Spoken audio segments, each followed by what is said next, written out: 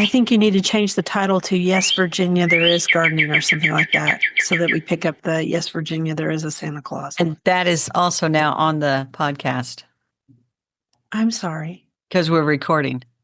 I thought we were done recording. I mean, I thought you started over. I'm not going to start it over because this is the perfect way to start a podcast.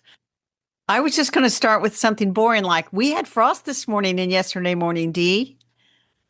Okay, well, instead, we're going to start with the fact that I flubbed up. That's fine. You didn't flub up. I think we need to change the title of the podcast. Everybody gets to see behind the scenes now. All right. Exactly. Welcome us and get us started, girlfriend. Okay. Since we got that all goofed up, let's go. Welcome to the Garden Angelist, where we chat about flowers, veggies, and all the best dirt. I'm Carol Michael from Indianapolis, Indiana. I have a suburban garden measured in square feet. It's about a third of a frosty acre. And I'm Dee Nash from Guthrie, Oklahoma, where I still have a large garden out in the country and the rain is falling. We are Garden Angelists because we love gardening and we want you to love it too.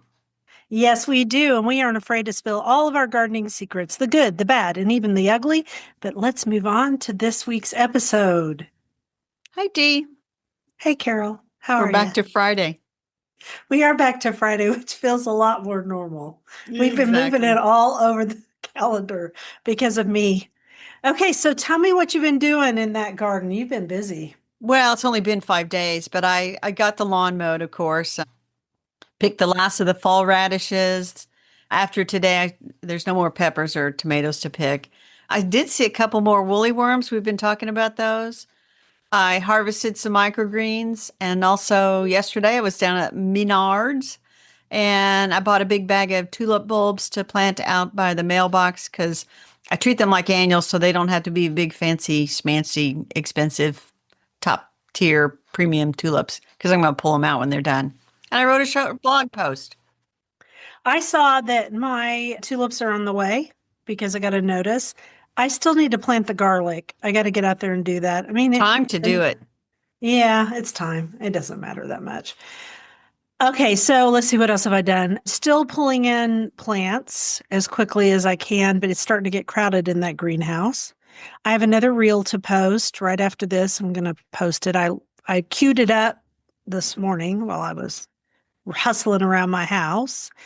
And I've just been pulling weeds because you know what? Weeds are ever with us. Ever with us. And the one I like to pull the most are those mulberry weeds. Mm-hmm. That mulberry weed is probably the worst weed I've ever dealt with in my life because the little creep snaps off, halfway. It has pretty good root system, has seeds everywhere. It's kind of evil. It is. Now, the good news is that mulberry weed is an annual. So if you could get it out, the seeds out, you're ahead of the game. Yeah. So do that, people. Pull those mulberry weeds and try to pull them when they're small. Yeah. Because once they get to where they have the little seeds, that's when they start doing the snapping off. And the little creeps hide behind things. Right. And they projectile those seeds all over the place. So anyway. Yeah, they do. Let's talk about favorites instead of like mulberry weed. I'm sorry I brought it up. You didn't list one. I did not list one. I'm trying to think, what is my favorite right now? You know what? My Tropicana canna is blooming in the middle of my pot. Nice. And it just looks really pretty because it's cooled off a little bit. So the colors really come out. And I'm actually thinking about digging those two up and taking them inside because they're expensive. Yes. You can overwinter them, just the root, the tuber thing. You can just overwinter I could. that. I could just put them in newspaper if there were newspapers anymore. I could put them in something and bring them in. And I thought of something else I did. I garden coached 2 people last week. Good for you. I was busy. Spreading the love of gardening. Spreading as fast as I can. Okay, so what else are we going to talk about? We haven't said your favorite, have we? No. I'm sorry, so selfish of me. Well, I was going to say that I have a canna out front that had a little red bud, but it never really opened up into anything. And now it's done now. So I'm going to go with microgreens for the win. My microgreen farm inside is in production. I've been doing well with it. I have not had a bunch of gnats, fruit flies, fungus gnats, whatever you want to call them. I did notice, and this is the weirdest thing, I decided to try to grow cress. Watercress or the other cress, not the watercress, the Not other the cress, watercress. land cress. Okay, go ahead. It smells. Okay, then get rid of that. I Yeah. know. I'm like, I started those seeds last Saturday. And I thought, what smells? And it's what's that? Anyway, let's Can do we the backtrack question. to your canna for just a second? Yes. Do cannas not normally bloom for you there? No, they bloom nicely, and it has Oh, bloomed okay. several times this summer. And Okay. this is So the it was first just at time. the end. Yes, it threw up another bud thinking that, it's tropical paradise. And then the frost came and it's not tropical paradise. It nipped that in the bud, didn't it? It Oh, see what I literally did nipped it in the there? bud. Yes. Okay, so next question of the week. I didn't get any questions of the week, and you got one from your youngest sister. Yeah, she just sent me a text and she said, "What was the name of the plant place terrarium bar we went to for my older sister's birthday?" And it was Abby's Garden Party up in Zionsville, Indiana. And so I don't know if she's planning to take her employees up there or make That a would be suggestion, fun. but it is a fun place. And yeah, I was telling a lady from Garden Club who lives in Zionsville, and she's like, "Well, you need to come up and see me." And I'm like, "We need to go to Abby's Garden Party and make something." Yeah, that would be so fun. I would be into that. I would love to join you. If only it were like my game, Carol, that I play in. I could just teleport in there. That'd be so much fun. Just Yes. teleport to the party. If only that were the way life really worked. Oh, All right, Lordy. insect of the week. Oh, I did get a question about it. That's right. I did get a question. One of the ladies who listens to us said, "My husband wants to know what game you're playing." Oh, yeah. Let's not go in there. This is not a gaming podcast. It made me Awkward. laugh. I thought, what? How the heck did I end up here? Okay, insect of the week. Oh, one of my very favorites. The solitary bees. Remember last summer already, we're saying last summer, when I got stung by a bee that came up out of the ground and it was really mad at me? I still want to kind of dig that area out. And I wonder if now that we've had frost, is that solitary bee done? It's not going to be aggressive and come after me. I think it's weird that a solitary bee went after you because they're so docile Well, normally. there's And something. It could be are you sure it underground. wasn't a yellow jacket? Because No, it was they not are a yellow very jacket. It aggressive. was a bee, and it was a ground nesting bee. So I guess it could have been those ground nesting bumblebees. I did no research for this topic, so I'm completely out of my head with no information to share other than I've always heard after the frost is when you can take down bald hornet's nest. That's when you can, kind of Yeah. mess around and not be fearful that you're going to get stung. So here's the thing. I don't think it was a solitary bee that stung you. And here's why. Bees, from my beekeeping days and from all my studying about bees, Yeah. the solitary ones are by themselves, so they don't feel the need to protect the hive. Whereas all the other bees, that are together, and also some of the wasps, what they're really doing is protecting their area. They're protecting the hive. And even and because it was later in summer, they do get more aggressive. So I'm just wondering if it was some other type of bee that has a group that does together. Well, it's a ground dwelling. A colony. A It's a colony. ground dweller. I found where I could see where the holes are, so So I you're don't. going to dig it up for us as soon as it's cold so we can see if there was anything in there. Yeah, it's already cold, D. See, I'm Okay. wearing long sleeves.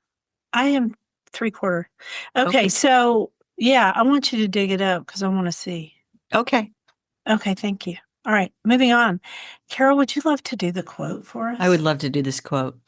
Good gardening is a constant process of editing. Really, what it boils down to is not what you put in, it's what you take out. And that is Helen Dillon, famous Irish gardener, of several of her books. Famous. I have so many of her books. Never got to meet her, and so sad about that. I doubt if I will, but Helen, you have helped me with my garden. Thank you. Well, she's so pragmatic and just sort of like, just get that out of there. And be so practical.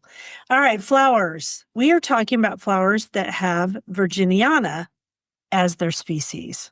So Yes. different genuses with virginiana. Last week you chose vulgare. This week we're choosing virginiana. And so what that means usually is that this plant was found in Virginia, just like in the case of Texensis, the Texans went in and found some stuff and then named it after themselves. Right. It does not mean that it only grows in Virginia, No, obviously. A lot of these no. grow across the United States, but they were first discovered in that area in pre-colonial times or colonial times. So let's hit it from the top. And the Virginians stuck their flag in there and said, this is ours. And so, yes, a lot of what grows, well, maybe we'll do Texensis next week. All right. So, Tradescantia virginiana, which is Virginia spiderwort. And it's another Tradescantia, like Purple Heart, Yes. like wandering people of a certain faith. Mm-hmm. I'm not touching that with a 10-foot pole. No. I So will keep say going. this. I will say this. It in my garden, it's a bit of a thug with Yes, because self-sowing. spiderwort can be naughty, very naughty. Yeah, and And I there, it's pretty rooted when it gets in there and it's like you need to go. And so I do try to keep mine from flowering and just hope that it sort of goes away. I should never have planted it. I think I planted one that had yellowish flowers. so I never I did mean plant yellowish one. foliage, not flowers. I live right in the forest, and it is actually a dweller that dwells right on the edge of forests. And so I have it all over my garden, and I pull it out when it irritates me, and then I leave it when it doesn't. I will say I have planted one that is a selection, and it has lime green leaves.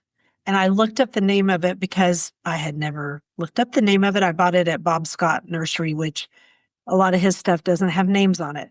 So this is Sweet Kate, and Sweet Kate is beautiful.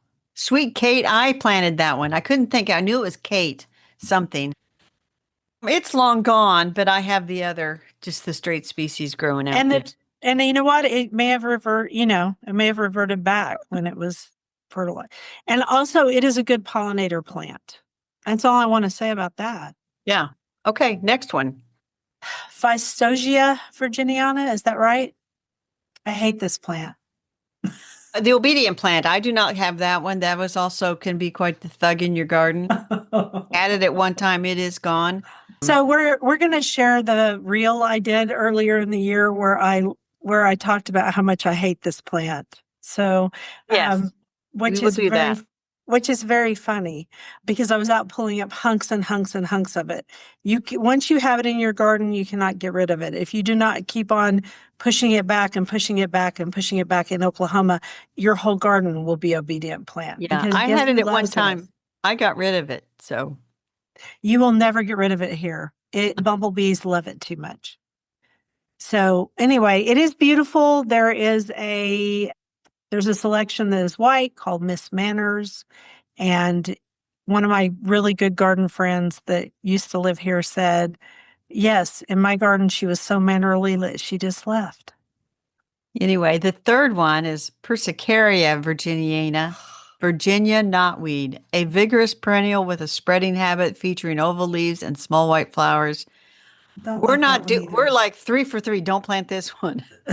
Do not plant knotweed. There's a Japanese knotweed that's even worse Worse. I don't because have it's it. considered invasive and definitely it shouldn't even be sold. But this one, I just, it's a big no. I don't have it. It's a big no. I don't want it either. And then now we're going to move on to trees and shrubs. And first up is, you can say it because I hate this tree.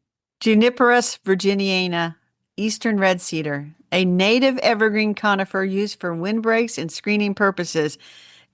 Probably on the other side of the Mississippi from you. Here, I mean, I see it a lot as a scrub tree down in like when you drive down through southern Indiana. There, it's just giant candles when the fire comes. Yes, big giant Roman candles that burn that are 40 feet high. So here's the deal about Eastern red cedars. They were planted here and they were probably a few here by themselves, but the prairie burned all the time. And then the farmers brought them in because junipers grow better in Oklahoma than any other evergreen. They can handle our alkaline soil. Unfortunately, this one is really bad. And one of the clients that I went to see in their yard, they had several that were 50 feet tall. And these people were from Ohio. And I just very nicely said, I would take those down. They're too close to your house and they're dangerous because they spread Sparks up to 3 miles. Yeah, they're just full of resin. And I do have a And they family burn story for about them. days. You want to hear my family story? I would love to hear your family story. I Well, hear it's Bill coming down the hall and he's bringing me an ice cream tea. So I'm going to grab that. okay. You do that Okay, while you I keep say this. going. Okay. So, as far as I know, legend has it that the Eastern red cedar was what my dad and his brothers would cut for a Christmas tree every year. And no one ever goes to the tree lot and says, "Hey, can I get a Eastern red cedar for my Christmas tree?" But they grew Mm-mm. wild in the fields and, along the edges. And so they would cut them down and they would always want to do them really early. So their mom would let them and they'd put this thing up. But about a week before Christmas, that thing would be so dry and a fire Mhm. hazard. And this is, they didn't have power in the house until he was like 8 or 9. So they were using kerosene lamps and things. It's like, this is a fire hazard. So they That's really would, scary. they'd have to get rid of it a week before Christmas. It is Yeah. not a recommended Christmas tree. No, it would be a terrible Christmas tree. But you know what? The pioneers used them all the time because a lot of them were European and they missed their European things from home. And so these were green. That's why mistletoe was our state flower for a long time Yeah, because it was the only green thing in winter. The next thing is a very sweet thing. it Thank you for is. putting it in here. We need something sweet. You put it in here, Dee. Oh, big surprise. It's Magnolia virginiana, the Sweetbay Magnolia. I do not have one. I I should. don't have one. I should. I think A they need small slightly tree. acidic soil. Yeah, small tree or large shrub, also known as the swamp magnolia. Unfortunately, the magnolias that I have, and I have two, are are Asian sourced. Well, yeah, we aren't going to talk about that. Actually, I was talking about our next one, which is Rosa virginiana, Yes, which the is the Virginia rose. Virginia rose. Very pretty deciduous shrub, pink flowers. It is also called a prairie rose or a wild rose, and it does grow here. It is it is not something I would put as a centerpiece or a focal point in the garden, but it would be a nice backup shrub. And it's got a nice open flower, and so lots of pollinators love it. Huh. I don't think I've ever seen or thought or heard of that one, but I'm not into the roses like you are.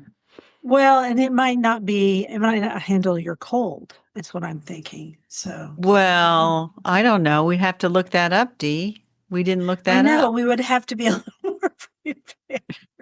So I'm that's looking our, for the zones right now to see what it says. so I the haven't found it yet. Virginiana, that's our, let's see, we came up with 1, 2, 3, 4, 5, 6. That's pretty good. Should we move on to vegetables? Okay, I'm going to tell you quickly that rose is extremely hardy. It is hardy from 3A to 8B. Oh, Who well, knew? yeah. I Well, bet I it know only that. blooms once. Okay, Yeah. moving on to vegetables, but I get to do a quote first. Yay, Okay. because it's a long one. A pumpkin in pies we all of us prize, and surely no pumpkin a boy would affright. But a jack-o'-lantern light is a terrible sight and scares all the children that walk out at night. And that's by L. Frank Baum in Father Goose, his book, 1899. And you know who L. Frank Baum is, right? Yes, he wrote The Wizard of Oz.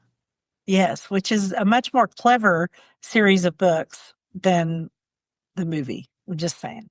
It all goes back. I have not read the books, but I will take your word for it. Well, back then people wrote children's books for adults and children. Alice in Yeah. Wonderland is like that. This one's like that. They have those secret Oz, meanings. they have secret meanings. Yeah. So there you go. Vegetables. Okay, go. We only have one plant to talk about. So I thought, we've both been to Thomas Jefferson's Virginia vegetable garden, which I always say is like the mecca for vegetable gardens. It's huge, It's beautiful. cut onto the side of the hill, which unfortunately it was all slave labor that cut it into the side of the hill, but it's Mhm. beautiful. He grew everything. He credits his long life with how because he ate greens from his garden all the time. I think that was part of it. And I think the fact that he had a very curious, insatiable curiosity helped too. And he traded vegetables, seeds with people from all over the world. And so that's why there's so much in there. And there are also a lot of ornamental plants in Monticello that were not available except that he brought them over here. Yes. So we have a lot to thank for Thomas Jefferson and his Virginia garden. Here's the one Virginia vegetable slash fruit, and that is the American persimmon. Have you grown a persimmon? I can't remember. No, They're but big. The American persimmon's a very large tree. it is a very large tree, and I did something different this time, Dee. I What? went and I asked Claude Artificial Intelligence to tell me the difference between the Asian persimmon and the American persimmon. And I'm trying to I pull wrote an it. article on that once. You did? I For did. American, for Let me think Family who I wrote Handyman? it for. I think it was for Family Handyman. No, you know what? It was for, oh gosh, the other group that I wrote for a long time. I'll have to think on that. I'll have to think on it. It was a long time ago. I had to research it extensively to try to figure it all out because it's a little complicated. What did Claude say? Well, I can't pull Claude up, so I'm just going to have to say what. Here's the thing. Claude did say that the American persimmon, which is Diospyros virginiana, is hardy to zone like 3, I think I saw. And the Yes. Asian ones are really only hardy to zone 7. So I could not grow an Asian persimmon. And it is a smaller tree than the Uh-huh. American. Much. You need, they are dioecious, They're meaning there's male dioecious. families, male trees and female trees. So you need 2 for Yep. cross pollination. But there are grafted trees for sale that are self-pollinating. So I think they grafted male and female to the same tree. Right. And so my neighbor around the way, they have a persimmon tree. And it's pretty tall. It's like 20 feet. Yeah, they get big. It's loaded with persimmons. So the other day when I was on my walk around the neighborhood, I just took 3 persimmons home with me Yes. because the old folk tale is that the shape of the seed inside, Right. whether it's Is it a knife or a spoon? knife, Right. spoon, or fork, Or a will fork? predict the weather. And I thought, Yes. well, I am going to dazzle people with my brilliance at predicting the weather with the persimmon seeds from thy neighbor round the way. Guess what, Dee? What? Those seeds were so tiny, and I thought, what? So I looked it up, and there are some varieties of persimmon that are nearly seedless. And I bet they have a newer variety, so it doesn't work. Yeah, so it didn't work. So Sorry about um, that. I will tell you that if you're going to plant a persimmon tree looking over there at his, it is a messy tree when the persimmons drop. So we have a persimmon tree, at least one, that is over in Midge Park where I walk. And it is a great bird watching tree because when we get a frost and the persimmons get soft, all the birds flock to it. So you can find it for one thing because it's great big and tall, and when it's got fruit, it's orange because the fruit turns orange. And you can also spot all the bird watchers because they are hanging around that tree with their binoculars. It's very Well, funny to see. I did not notice a lot of birds around his tree. I'll have to go for a walk this afternoon and kind of take another good look at it. And I did take a picture, like looking up at the sky, which we can put in the newsletter, showing all the fruit on the tree. And Yeah, that'd be cool. the American persimmon fruit is probably half the size of the Asian persimmon fruit. And what you're buying at the grocery store is probably Asian persimmons. Oh, yeah. And unless you're going to like a farmer's market or something where they say it's American persimmon and the fruit is very fragile. And And so very tart before it frost. gets cold. And then it's used in pies and cookies and Yeah. baking. Mostly you can buy Some frozen people pulp. spoon it out. You can buy what? Frozen persimmon pulp. Oh, can you? I've never seen it They anywhere. just smash all the fruit and sell it as a I know what frozen the pulp. pulp is. I got that. But I'm just saying, I've never seen it for sale. Yeah, Cool. well, I see it for sale I would here. like to try it. Have you tried a persimmon? I have tried persimmon in baked goods because my sister's husband's family, one of their traditional Thanksgiving dishes is persimmon pudding, Mhm. which is kind of like this goopy, messy thing. And I'm like, I took one bite and I'm thinking, it's not that good. I'd rather go Not get my something thing, with chocolate. right? Yeah.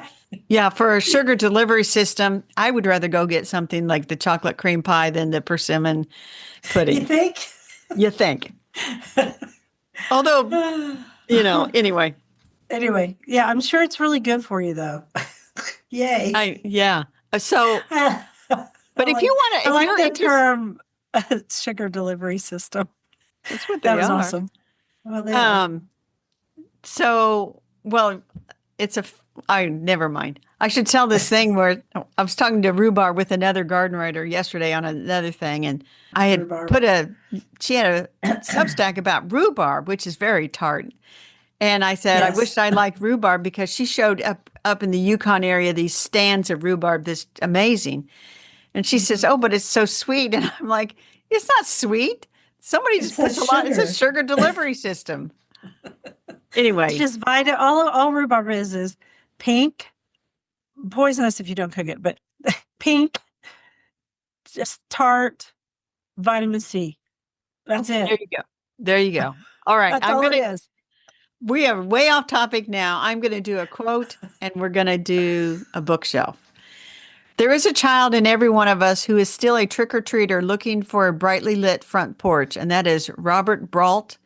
He had that on his blog. So I'm a anyway, trick or treater. I wish I were a trick or treater. I love to go trick or treating.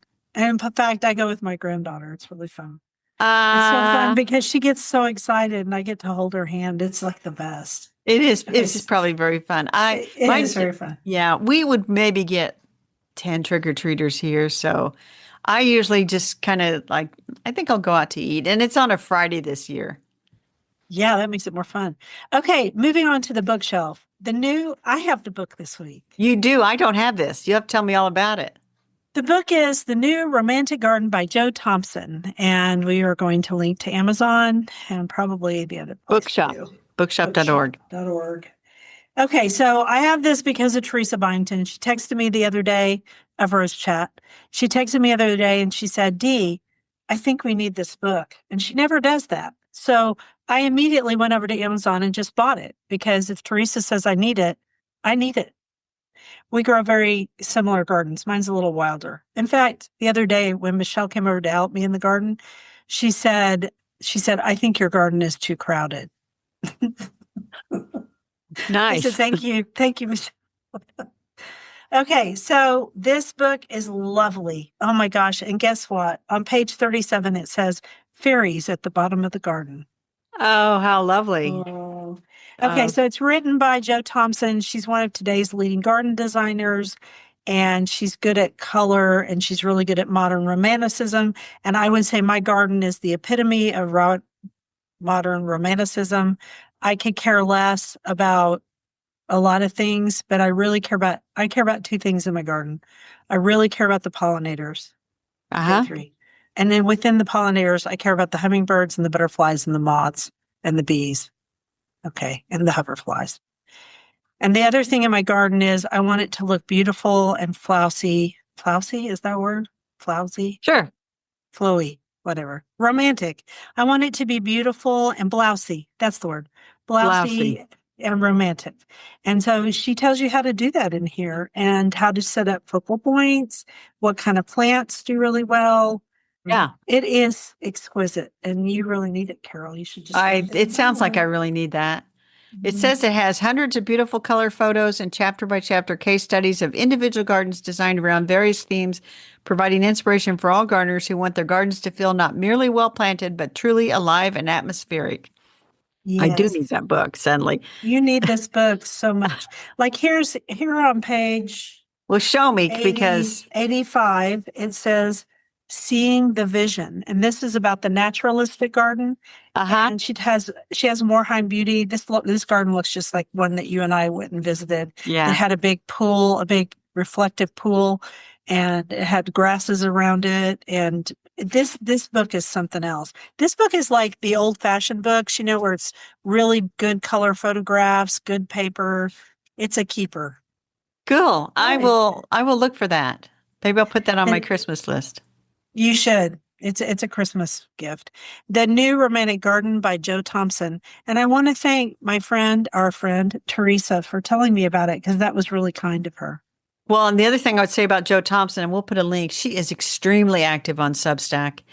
She's often going live. She's probably behind her paywall is some really good stuff. But anyway, she's Very active on Substack. A lot of good information out there. She's a very giving gardener, sharing all the time. That's awesome. I actually do not follow her on Substack, but I will. Okay, you do a quote. Let's talk about dirt. I will cut adrift. I will sit on pavements and drink coffee. I will dream. I will take my mind out of its iron cage and let it swim this fine October. Virginia Woolf. I love Nice. that. I'm not, I always thought I was not really a Virginia Woolf fan. And I have come to decide that I am a huge fan of her as a person with her husband in the garden and all of that. Her books, as is not surprising, are a little dark for me. Well, interesting you should say that because I have on my want list, and I actually sent a note to the library to see if they would get it. You talk about the dirt, which is Prue's Great Garden Plot, which actually looks pretty good, and I think I can get it. And I'll tell you what you reminded me of. Okay, so you found Prue's Great Garden Plot, which is a documentary about Prue and her husband John. They downsized to a modern barn conversion, and so their new home Tell is people covered who up with. Prue is. I don't know who Prue is, sweetheart. She's on some, Isn't she on the British baking show or something? yes, I think that's what you That's said. I don't remember. Anyway, she looks very familiar. She's on one of the big shows, and one of our people will write us and go, "Come on, you guys, for goodness sake." Anyway, they're making over their garden in a year, and then so it's about getting in there and working really hard, and so it's going to be a great documentary. Is that good? That is very good. Now, speaking of Virginia Woolf, so they discovered unpublished material that she had written. Mm-hmm. And so they have a new book. It's 3 early stories of Virginia Woolf, and it's called The Life of Violet.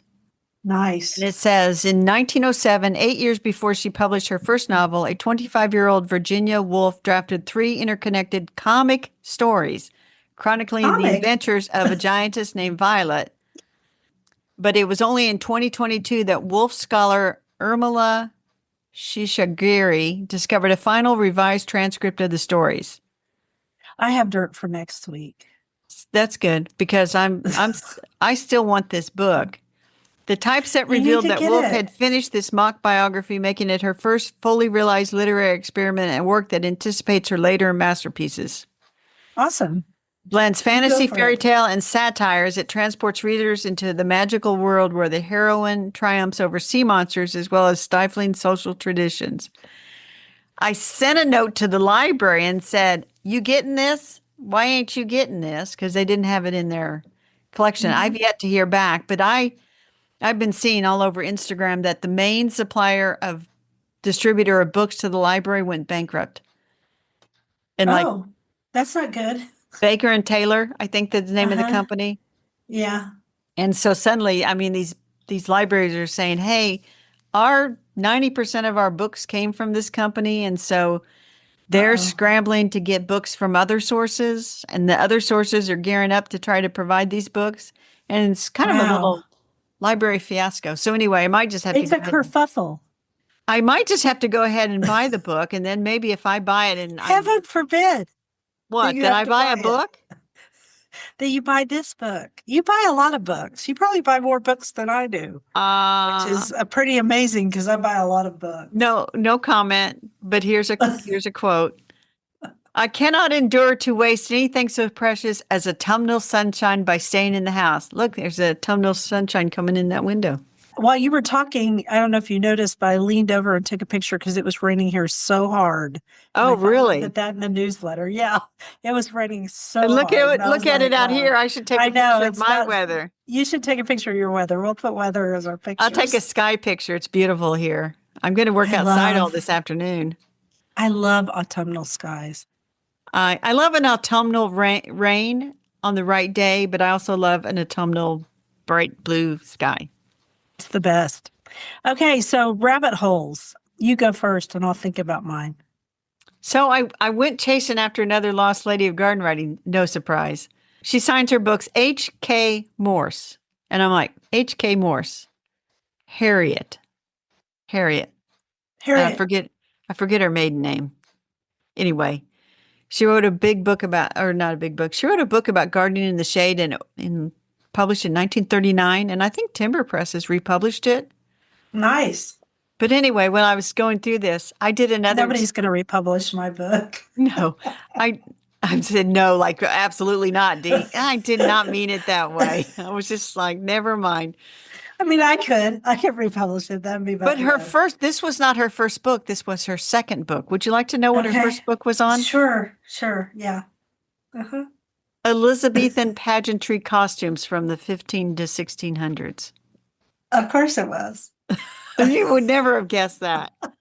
No, I would not. But Well, she's English, and so they so are. What's the word for it? They like diverse topics. yeah, no, she's American. Oh, well, then I don't know why she did that. Why would she be interested in Elizabethan costuming? It doesn't matter. Well, here's the other thing, Dee. So I went Yes, down. dear. I asked the AI, Claude AI, to help me get some more information. I got some basic information, and I asked it for more. It was a complete failure, and I'm going to write about that in this post as well. That'll be No, it funny. failed me completely. Where did you find Claude? Who is Claude? Which one is he? Claude.ai. It's like a competitor for ChatGPT. I think I use Open Chat AI, and it's pretty good. I use it just for fun things. Sometimes it can come up with better titles than I can. I'm like, okay, I you do used it. that. Well, I used it to do like a deeper dive. I like, hey, can you find me a picture of Harriet Morse? Born in this Yeah. date. Guess what? Couldn't find it. Hmm. Couldn't find a picture of Harriet. Found 2 pictures at the Smithsonian of rooms in her house. But not Harriet. No. Guess who found a picture of Harriet? I don't know. I did. Oh, well, because you're smarter than Claude. Apparently. So did you think of a rabbit hole while I nattered along about Harriet? Mine are all about something you don't want to talk about. So We're I'm not just gonna let talking about go. it. We are not Okay. talking about it. Moving on. Garden commissions. My garden commissions are to get the rest of my stuff indoors. I'm going to have my son's help for the big plants. He doesn't know this yet, but I will talk to him about it in the morning or this afternoon. Wait a You minute, Dee. know, Back up. Does uh, he help you every fall bring your pots in? the big ones, the great big ones. And he's Yeah. helped every fall for how many years? Since he was a teenager. Well, since I had a greenhouse, which was 2009. So what do you think he already knows he's going to help you? He knows, but I have to go ask. I have to go Oh, grovel. okay. That's what I have to do. Grovel with some sort of like homemade something or other that he really wants to eat or. Can I just tell you one thing about the game? Just one thing. It has to do with my son. Okay.